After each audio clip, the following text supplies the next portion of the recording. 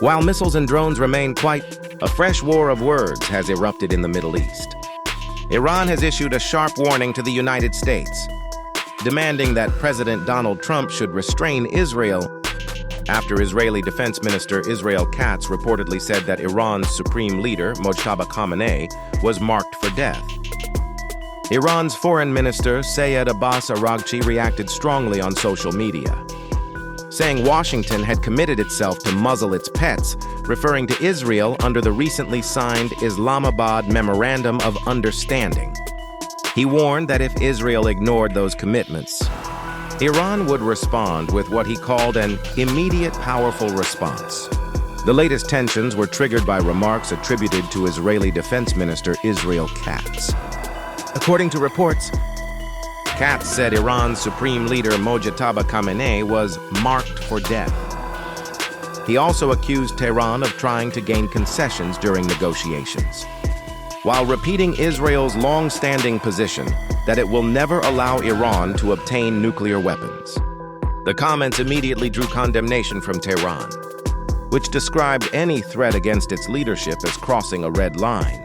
Iran says any attack on its leaders or people would invite direct retaliation. The exchange comes even as diplomacy continues behind closed doors. American and Iranian officials are holding indirect talks in Doha, with Qatar and Pakistan acting as mediators. According to diplomatic sources, the discussions are focused on implementing the Islamabad Memorandum of Understanding, reached after weeks of heightened military tensions. U.S. Special Envoy Steve Witkoff, along with senior advisor Jared Kushner, met Qatar's prime minister before the negotiations to help prepare the ground for the indirect discussions.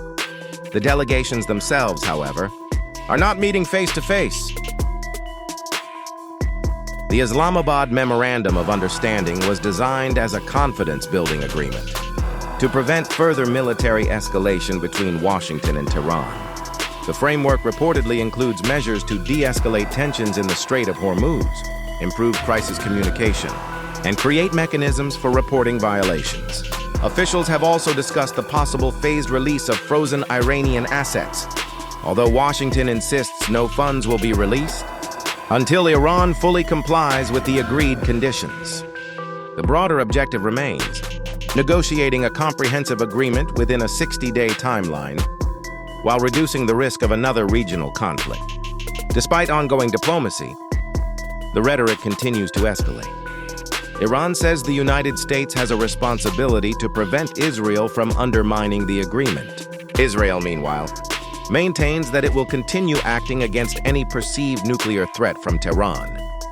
For Washington, the challenge is balancing support for its closest regional ally, while keeping fragile negotiations with Iran alive, with indirect talks continuing in Doha and tensions still simmering across the Middle East.